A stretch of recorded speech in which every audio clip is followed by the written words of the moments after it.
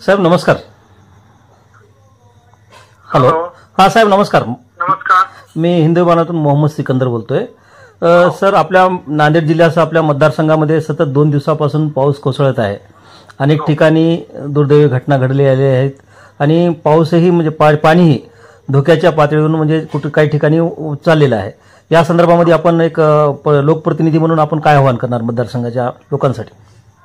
असे की आजच म्हणजे काल झालेल्या रात्रीच्या पावसामुळं कोट बाजार ग्रामपंचायतचे सदस्य आणि एक धडाडीचा कार्यकर्ता नाशेर भाई आणि त्यांच्या पत्नीचं घरामधली भिंत कोसळून दुःख निधन झालं. जी सर. ही अतिशय दुर्दैवी घटना आहे. जी. मी तात्काळ तहसीलदारांना तात्काळ पोलिसांना या संदर्भातला निरोप दिला आणि जी काही शासनाकडून मदत मिळता येते, एक गरीब कुटुंब आहे, त्यांना कशा पद्धतीची मदत करता येते ते करू.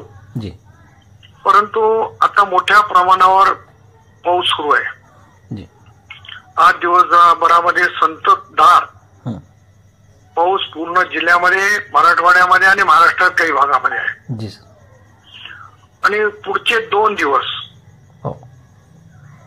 हा अलर्ट हवामान खात्याने दिलेला आहे. आपल्या मार्फत सर्वांना माझी विनंती राहणार आहे. मी या सगळ्या गोष्टीवर लक्ष ठेवून आहे. मी हा अलर्ट संपल्याच्या नंतर काही भागामध्ये जाणार आहे. काही उत्साही लोक विनाकारण जे उद्याच्या पंचायत समिती जिल्हा परिषदेला इच्छुक आहेत ते जात आहेत. हा आला का, तो आला का, हे राजकारण करण्याची जागा नाहीये.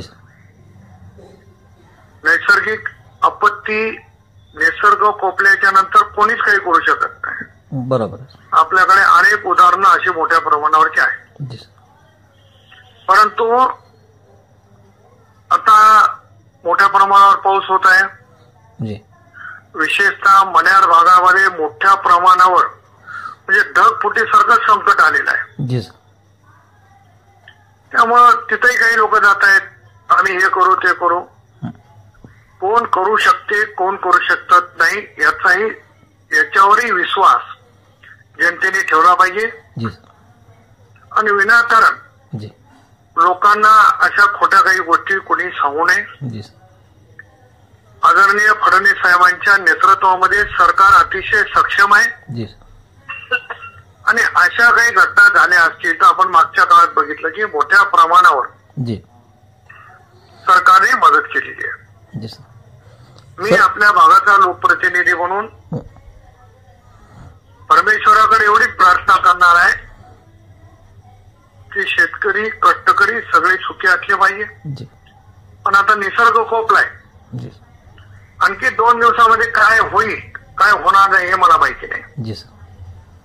त्यानंतर ज्या काही घटना घडतील एवढ्यावर थांबला, पुढे काही घटना घडली नाही तर परमेश्वराचे खूप खूप उपकार आपल्यावर. पण अशी काही घटना घडली, मी स्वतः लक्ष घालून सगळ्या भागामध्ये तशा पद्धतीच्या सूचना देऊन जी काही शासकीय मदत मिळवून देता येते ती 100% प्रयत्न करीन. सर, आपण या भागाचे आमदार म्हणून या येथील नागरिकांना काय आवाहन करणार? मी नागरिकांना या निमित्तानं एकच करतोय की 3 दिवस आता सातत्यानं अलर्ट जाहीर केलेला आहे. त्यामुळं शेतकऱ्यांनी देखील, कष्टकऱ्यांनी देखील, मी आता बातम्या ऐकतो अनेक जिल्ह्यातल्या, अनेक राज्यातल्या, महाराष्ट्रातल्या अनेक जिल्ह्यातल्या की शाळेकरी मुली इकडं थांबले, तिकडं थांबले. 2 दिवस शाळेत नाही गेलं तरी चालेल.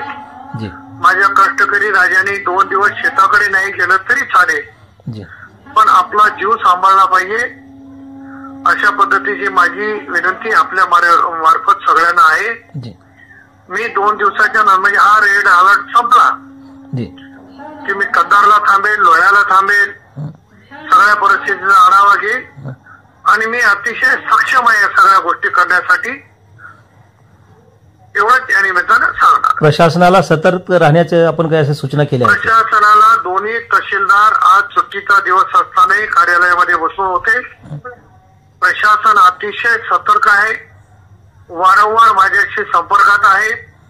कुठल्या भागामध्ये अतिवृष्टी झाली, कुठल्या भागामध्ये काय झालं, कुठल्या भागामध्ये संपर्क तुटला, ही सगळी माहिती जी सर. दर तास दीड तासाला दोन्ही तहसीलदार याच्यावर संबंधित सगळे अधिकारी आम्ही एकत्रितपणाने बोलतोय. ठीक आहे सर, धन्यवाद सर.